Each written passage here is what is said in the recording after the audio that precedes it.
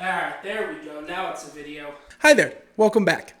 You remember when Facebook was like the coolest thing in the world? Like I remember a specific time in my life where I wanted a Facebook super badly, and my mom, being a good parent who wanted me to grow up like a well-adjusted adult, told me I couldn't have it because I was 14 at the time. And for some reason, I was still so gung-ho on getting a Facebook. Like I legitimately tried to make like a fake Facebook. Like I tried to use a fake identity just to get onto a website that is now mostly misinformation and cooking videos. It was a weird time in my life. And then when I finally got around to getting a Facebook, I did the same thing I'm pretty sure everybody did, and acted like my opinion was the greatest thing of all time and I was a super smart person. And I just never deleted it ever since. So I figured, a good video idea, I guess, would be to just really just dive deep into the big blue butthole that is Facebook and just pull out the grossest, weirdest stuff that I had to say back when I was 14 and thought that I knew everything about the world. All right, let me just take a couple nice centering deep breaths because this is going to be very incredibly painful, and I'm just gonna all right, let's go. We're going to start off nice and easy, nice and simple. We're just going to put up this photo of me when I was 14 years old. Now, I want you to look at this kid, and while you're looking at him, I want you to actively pity him because you know what's coming, all right? You know what weird things he's about to say on the internet and post on the internet and think he's a really smart person. And I just want you to know, I want you to look at this child. I want you to mourn who he is at this time, but then I want you to take a step back and realize that he turned into me. And I'm doing relatively okay. I have 39 subscribers on YouTube. I had 40 and then I lost one. So I have 39 subscribers on YouTube.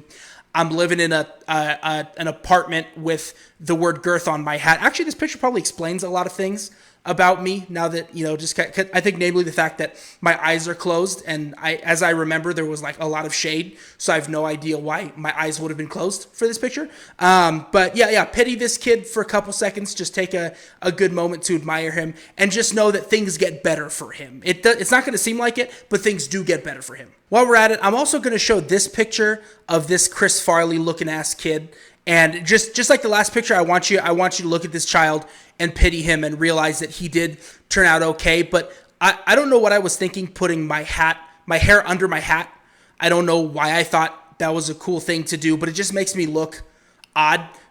So that this is just another example of the child I was, and hopefully you might bring yourself to come back to my channel time after time again, even after you've seen this just weird child. All right, let's get into the actual meat of it. So on January 23rd, 2013, I posted this, which, if you're not familiar, is like an early internet like smart puzzle thing that people would post and would be like, oh, hey, like this is really insightful. This is really cool, because people for some reason thought basic math was like super interesting. But I can't remember what other forum I found this on, but I found it on the internet and I looked at it, and it just for some reason, this blew my mind. And just the simple fact that these words, just think of a number, double it, add 6, half it, subtract the number you started with. Your answer is 3. And for some reason, I'm just sitting there like, holy shit, dude. It equals every time.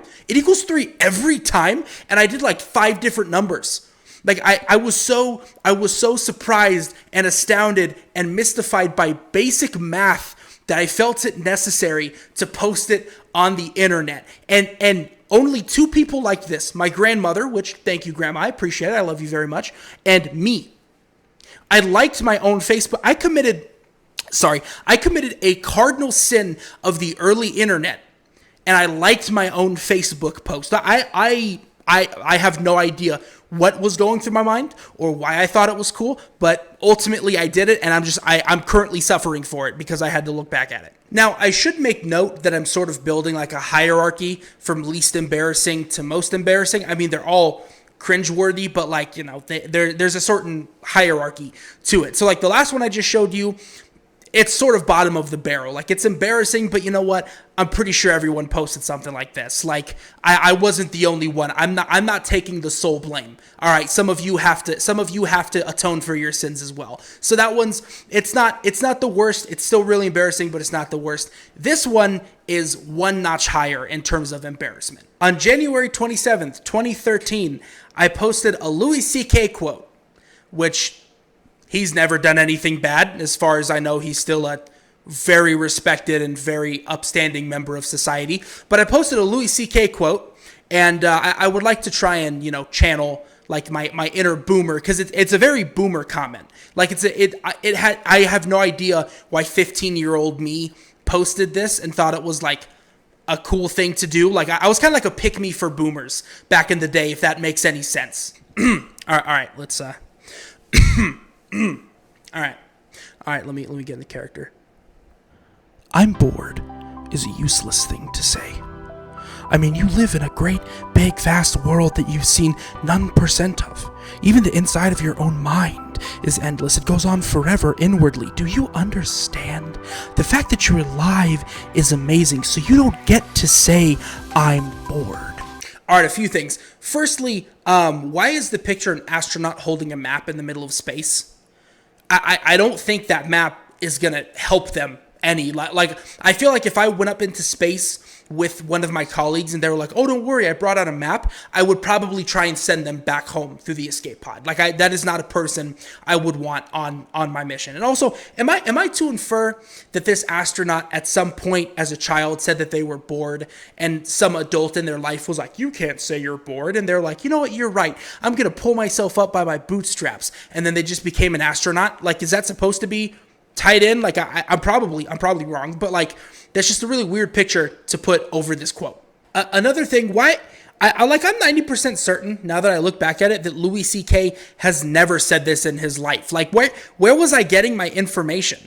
Like I knew nothing about the internet at that point, and I just trusted that a random person on some internet forum that I found this on, like, spoke to Louis C.K. and it's like, oh, out of his mouth. And like, I have no idea why I had any reason to believe that he said this. Like, I don't really care at this point. Like, I'm not interested in anything he's planning on doing, right? But like, I don't know why I totally believe this. And also, I hate that this just feels like I'm smarter than you. Like, this is a quote that you post when, like, you want to tell people, hey, I'm better than you in almost every way imaginably possible. So like, what right did I have? Like, the more I look at this, I'm like, okay, 14-year-old Derek, you don't know shit.